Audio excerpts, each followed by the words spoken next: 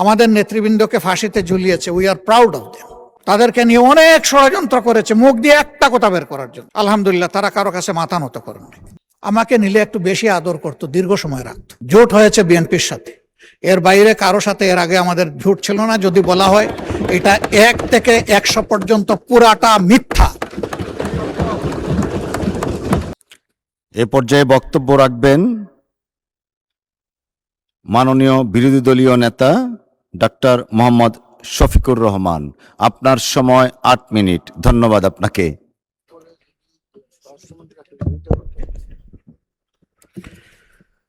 মাননীয় স্পিকার, আপনাকে ধন্যবাদ।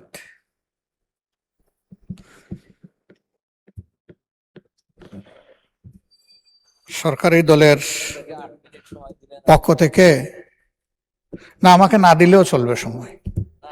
উনি বলতেছেন যে ওইদিকে 10 মিনিট 12 মিনিট দিয়ে আমাকে 8 মিনিট দিয়েছেন, আমাকে না দিলেও হবে। না মাননীয় নেতা, ওনাদের 2 জন বক্তা মাত্র। ঠিক আছে, মানে থ্যাংক ইউ টাইমের পরিমাণ এদিকে বেশি। আমি জুলাই সম্পর্কে কথা শুনতে চেয়েছিলাম, কিন্তু দুঃখজনকভাবে অনেকে পিছনের দিকে দৌড়াইতে গিয়ে 96 পর্যন্ত গেলেন। আর একটু গেলে 91 পর্যন্ত যেতে পারতেন।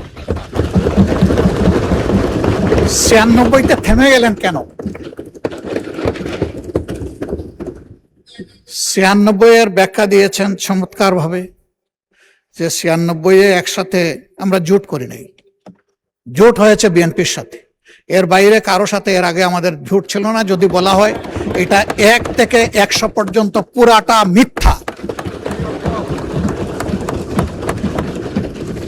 এটা ইতিহাস জানার কমতি, এটা রাজনীতিতে অনভিজ্ঞতা।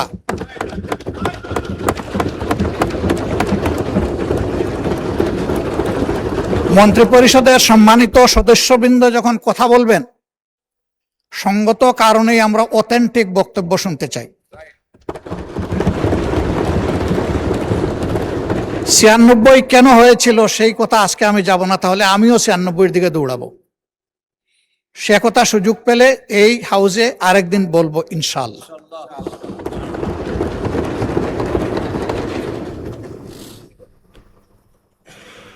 আমার আরেকজন মাননীয় প্রতিমন্ত্রী তিনি বলেছেন, আমি বুঝেছি এটা এনসিপির দিকে ইঙ্গিত করে বলেছেন, যে তারা তো তখন ছিলেন, তখন কি করেছেন তারা, বা আরো কিছু করতে পারতেন কিনা। আমি ওই দোষাদোষিতে যেতে চাই না। এই ব্যাপারে এনসিপির আহ্বায়ক বক্তব্য রেখেছেন এবং চমৎকার করে বলেছেন যে আমরা এটা করেছি ওইটা করেছি, আরো করা দরকার ছিল, আমরা পারি নাই, এখন আপনারা করেন। এটাই হওয়া উচিত। আমি গিয়েছিলাম ব্যাংককের হাসপাতালে পঙ্গু জুলাই যোদ্ধাদেরকে দেখতে। আমি সবার সাথে কথা না বলতে পারলেও অনেকের সাথে কথা বলেছি। আমি জানতে পেরেছি তাদের যাদেরকেই পাঠানো হয়েছে চিকিৎসার জন্য, এইটা সদ্য সাবেক সরকারের সময়ই পাঠানো হয়েছে।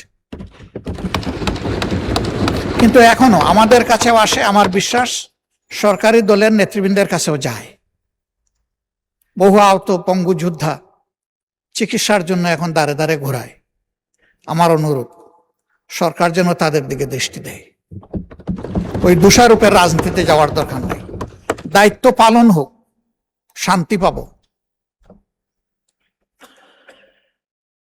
আরেকটা কথা এখানে অনেকেই বলেছেন, আমি আরেকবার বলতে চাই। জুলাই ছিল ফলাফলের সময়, কিন্তু তার ক্ষেত্র তো 17.5 বছর। এই সময়ের ভিতরে যারা গুম হয়েছেন, খুন হয়েছেন, পঙ্গু হয়েছেন, তাদেরকে ফেলে দেওয়া, ভুলে যাওয়া উচিত হবে না। এটা নিজের আত্মার সাথে বিশ্বাসঘাতকতার সামিল হবে। তাকে পরম শ্রদ্ধায় তাদেরকে স্মরণে রাখতে হবে, শুধু মুখে নয়, কাজে।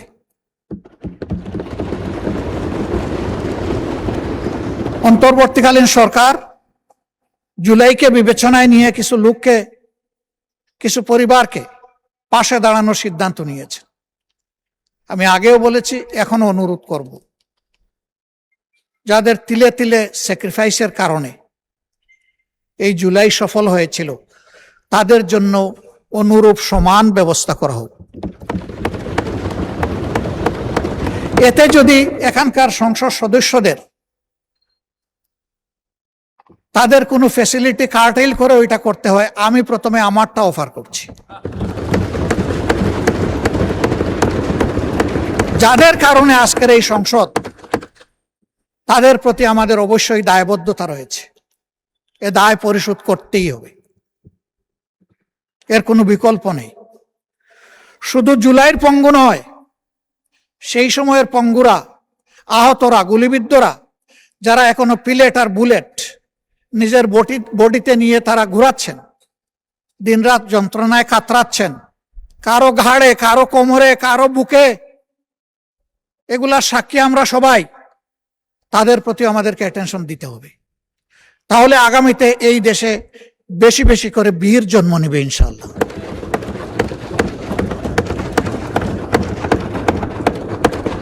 এখানেও আছেন একজন, তার সন্তানকে যখন আদালতে তোলা হচ্ছে, মা তখন পিঠ চাপড়িয়ে বলেছিল, ভয় পেও না। সেই মারা এগিয়ে আসবে।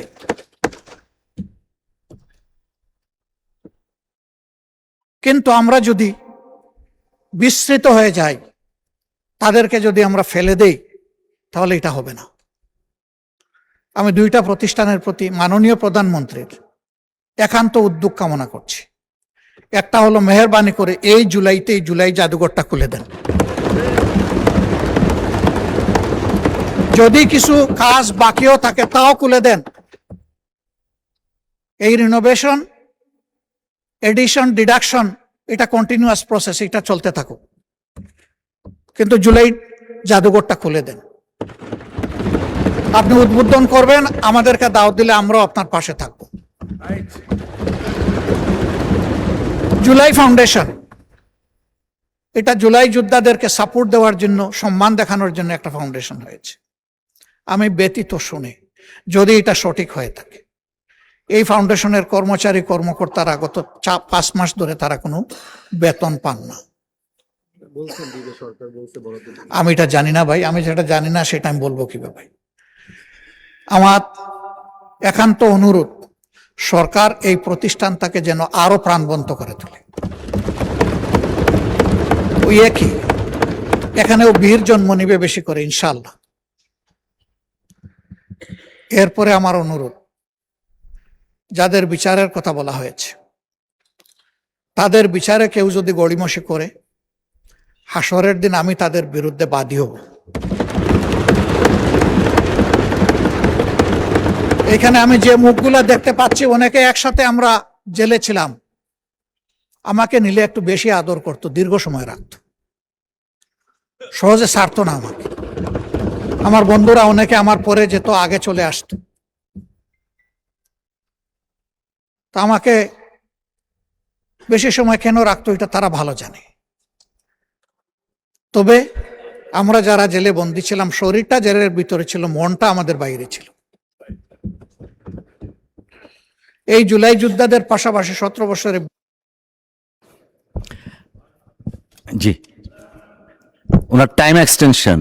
জি জি জি, মাননীয় বিরোধী দলীয় নেতা সবাই শুনতে চাচ্ছেন, ট্রেজারি বেঞ্চের মাননীয় চিফ হুইপও চাচ্ছেন আপনার সময় বৃদ্ধি করা হবে। তো আপনি কতক্ষণের মধ্যে হলে আমরা রিজনেবলি শেষ করতে পারবো? জি, 5 minutes. Okay, 5 minutes. Thank you. আপনাদের দুইজনকেই ধন্যবাদ।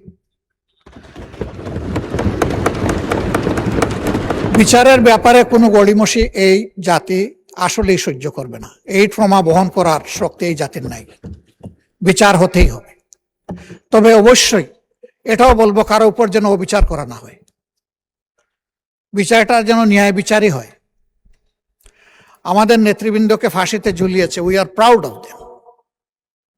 তাদেরকে নিয়ে অনেক ষড়যন্ত্র করেছে, মুখ দিয়ে একটা কথা বের করার জন্য। আলহামদুলিল্লাহ, তারা কারো কাছে মাথা নত করেননি।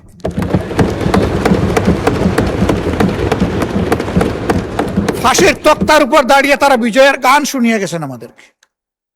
তারা শক্তি এবং সাহস আমাদেরকে দিয়ে গেছে। আমরা তাদেরকে নিয়ে গর্বিত। তারা আমাদের সম্পদ। আমি বিশ্বাস করি তারা জাতিরও সম্পদ। কিছু মিডিয়া, সবাই নয় তবে বেশিরভাগ, সেই সময় স্বৈরাচারকে ভয়ঙ্কর স্বৈরাচার হইতে সাহায্য করেছিল। তাদের ব্যাপারে কি পদক্ষেপ আগেই বা নেওয়া হলো, এখনো বা নেওয়া হচ্ছে, আমরা কিছুই বুঝতে পারছি না।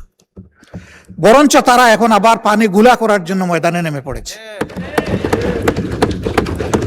তারা রাষ্ট্রদ্রোহী কথাবার্তা বলছে, কিন্তু এই সমস্ত বিষয়ে অ্যাটেনশন দেওয়া হচ্ছে না। কোন শক্তির বলে তারা এটা করে আমরা জানতে চাই সরকারের কাছে। তার ব্যাপারে দুর্বলতাটা কোথায়, এটা জাতির সামনে খুলাসা করতে হবে। বর্ডারে সুড়সুড়ি দেওয়া হচ্ছে, সরকার এখন পর্যন্ত এই ব্যাপারে কিছুই বলেননি। আমরা আমাদের অবস্থান থেকে যতটুকু সম্ভব আমরা বলেছি। আমরা পরিষ্কার বলতে চাই, এটি একটি স্বাধীন দেশ। এই দেশের প্রত্যেকটি বালুকণার আমরা পাহারাদারি করব ইনশাআল্লাহ।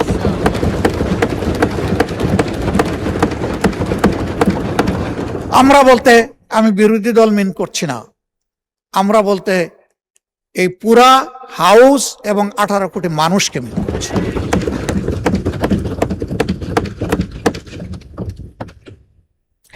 মাননীয় স্পিকারকে ধন্যবাদ জানাই। উনি বলেছেন আমরা এক থাকলে দুইটা দেশের নাম বলেছেন যে কেউ আমাদের দিকে চোখ তুলে তাকানোর সাহস করবে না। আমরা সেই দেশ, সেই সরকারটা দেখতে চাই। এদেশের অনেক সর্বনাশ করা হয়েছে। যারা বন্ধুত্বের দাবি করে তারা কতটুকু বন্ধুত্বের পরিচয় কার্যকলাপে দিতে পারছে এটা পরিষ্কার। আমি এই ব্যাপারে সম্পূর্ণ একমত। আইনমন্ত্রী বলেছেন যে এই জায়গায় আমাদের একটা কমন পলিসি, এবং সম্ভবত প্রতিমন্ত্রী জনাব নুরুল হক নূর বলেছেন যে আমাদের একটা ঐক্যমত হতে হবে, তাদের ব্যাপারে আমাদের দৃষ্টিভঙ্গিটা কি হবে। আমরা একমত। জুলাইয়ের এই 14 তারিখটা বড় সেন্সিটিভ তারিখ। এই তারিখেই আগুন লেগেছিল। ওরা দুটা স্লোগান দিয়েছিল, একটা ছিল তুমি কে আমি কে রাজাকার রাজাকার, আর একটা বলেছিল লেগেছে রে লেগেছে, রক্তে আগুন লেগেছে। এই সময়টা আমি দায়িত্বশীল সমস্ত নেতৃবৃন্দ, বিরোধী দল সহ সরকারি দল সহ আমি অনুরোধ করব, ভেরি ভেরি কেয়ারফুল।